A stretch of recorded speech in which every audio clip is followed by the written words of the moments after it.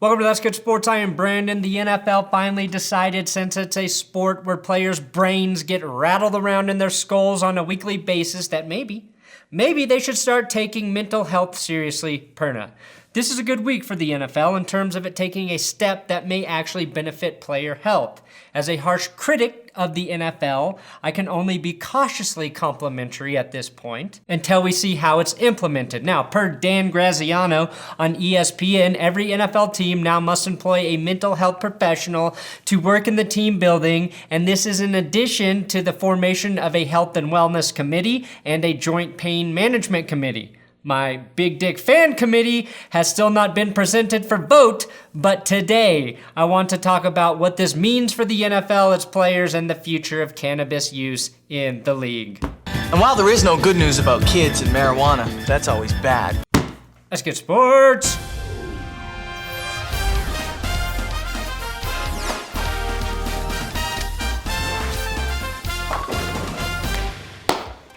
Besides subscribing to the YouTube channel, if you want to support That's Good Sports, you can do it on Patreon, patreon.com/that'sgoodsports. And I do have big dick shout-outs for Richie Gonzalez. Just lucky Richie Gonzalez. Winners don't use and users don't win, so don't use drugs, don't use drugs. Again, this is a step in the right direction for the NFL. They have officially moved behind Disney World for having the dumbest cannabidol policy on earth. A 69-year-old woman arrested for having her arthritis medication on her.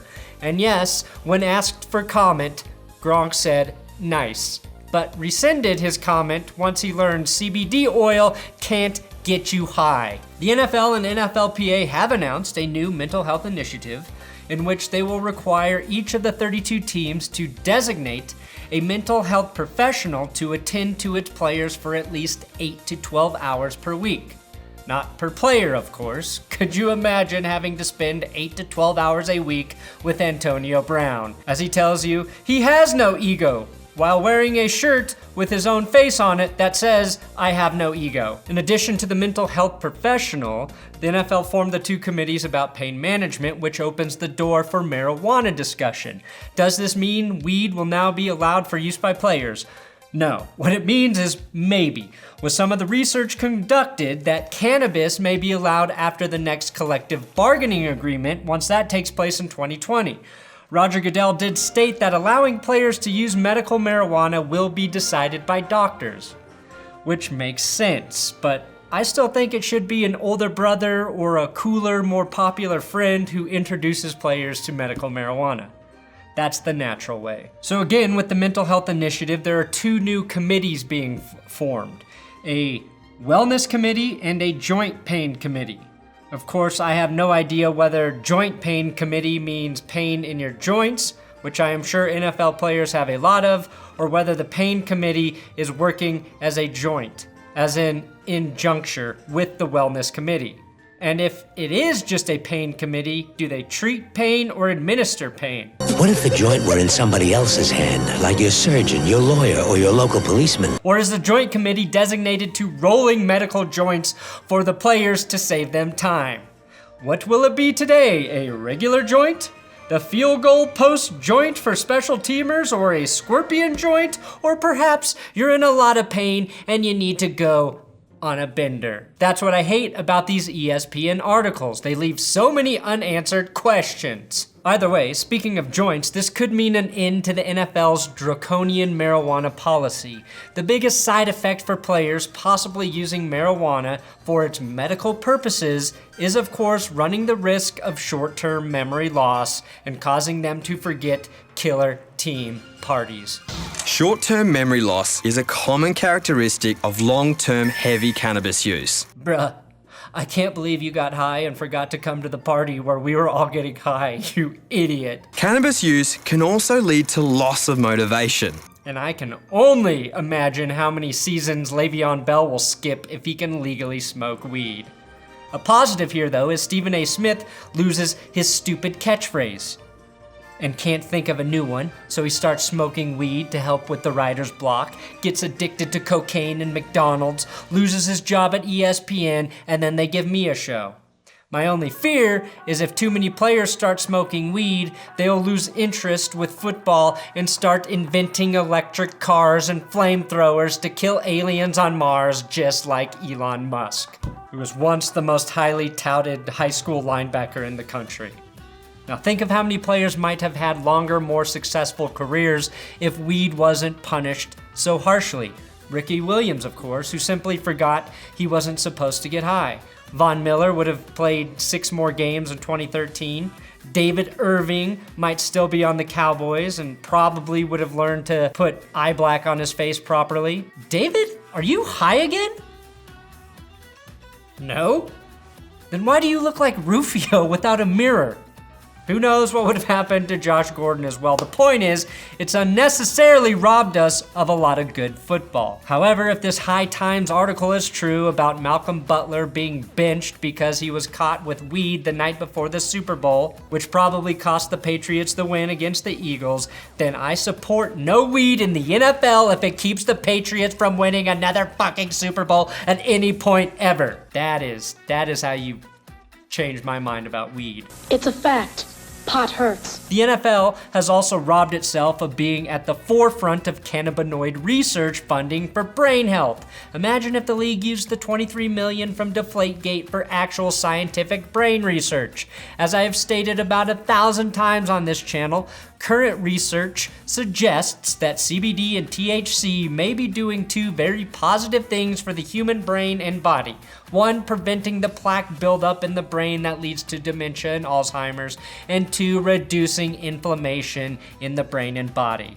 The inflammation reduction is what the NFL should have been putting money into for research. If CBD oil is as powerful of an anti-inflammatory medicine as currently being touted, then athletes recovering from injury or suffering from chronic pain caused by inflammation would be far better suited taking something with no documented side effects like CBD to help with pain management, as opposed to popping 8 ibuprofen chased with Gatorade vodka to reduce inflammation.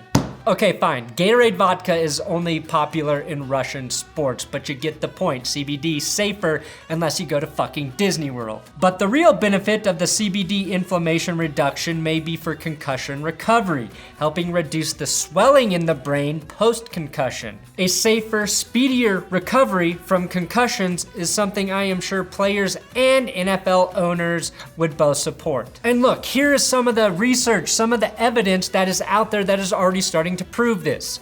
Here is an NFL player's brain. This is an NFL player's brain after a concussion. And this is an NFL player's brain on medical marijuana. And this, well, this is Jim Carrey's brain when he was playing the Riddler in Batman. I don't know how you would dispute science from Harvard place. Again, you cannot remove concussions from the NFL without completely changing the game. However, the NFL's goal is to reduce the number of concussions sustained every single year to a point where NFL fans actually suffer more concussions per season than players, due to the fact that fans start banging their heads against the wall in frustration when defenses are flagged on every single play. I can see the headline now. New research suggests playing football safer than watching football. End headline. Then you click on it, but it's behind the ESPN Plus paywall, so you bang your head against the wall again. The lesson is reading kills more brain cells than it creates. This initiative is long overdue, but in addition to exploring new ways to treat or manage pain caused by, playing football, in addition to giving players someone to talk to about shit they can't discuss with their teammates or coaches, this committee will create policies for NFL clubs in terms of implicating a uniform standard for the use of prescription medication to players. To simplify, no more popping pillies like a rock star. If the pain management specialist is in control of distributing painkillers and possibly medical marijuana, they will in fact become the most powerful drug lords on earth. And who knows what they're doing while they're in there? Every team will employ its very own Siler and Jamal as players ask, "How high can I get?" I could see the Denver Broncos with a Seth Rogen type from Pineapple Express as their pain management specialist, the progressive Tampa Bay Buccaneers under Bruce Arians with a Nancy Botwin from Weeds, and the Jets with the famed Scarface Tony Montana as they self-destruct in front of all of us. Basically, all of those guys are better than John Voight from Varsity Blues, which is just too close to reality to be funny.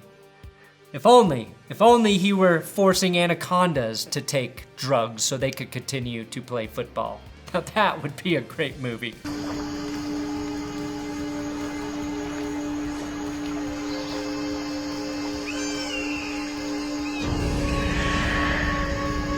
Snakes on a football field. Again, I am cautiously optimistic. This is the NFL, a league notoriously adept at making things look great from a distance when all they really did was sell us a guaranteed box of bullshit, if I can borrow from Tommy Boy. Paraphrasing. Even if this works out brilliantly and helps many players, we won't see that as fans. Much of this will depend on the integrity and the experience of the mental health professionals each team hires, because historically speaking, there have been a large amount of team trainers and doctors that had the best interest of the organization in mind, but not the player. I'm pretty sure when Joe Theismann snapped his leg in half, the team trainer said he'd be ready to play in 2 to 4 weeks, coach. Side note, I found this shirtless picture of Joe Theismann, further proving my point from my last video in my Jets recap that all Super Bowl winning QBs have shirtless pics online. Sam Darnold, you are slacking.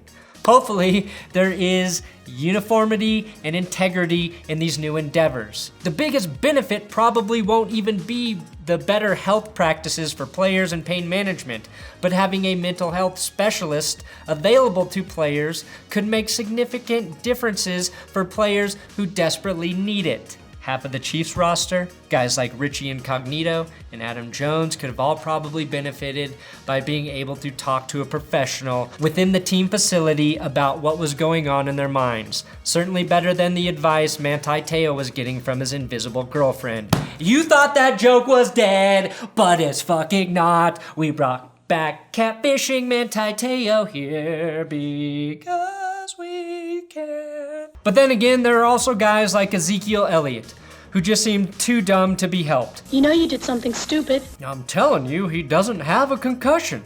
As you can see here, he's just stupid. The only thing we can do to save Zeke from himself is to hollow out the bottom of the Salvation Army bucket behind the end zone, so the next time he jumps into it after a touchdown, he falls down into a series of tubes that send him to the World War II warp zone in Mario Brothers so he can skip to level 8 and never be seen again. And that's why Mario started smoking marijuana before he went to the NFL. Thanks for watching another episode of That's Good Sports. Please subscribe here on YouTube. God, just subscribe. Tell 60,000 people to subscribe. I'm on Twitter, Instagram if you want to follow me there, and don't forget to follow @WillKey6, my writing partner. He keeps the football dream alive here on That's Good Sports.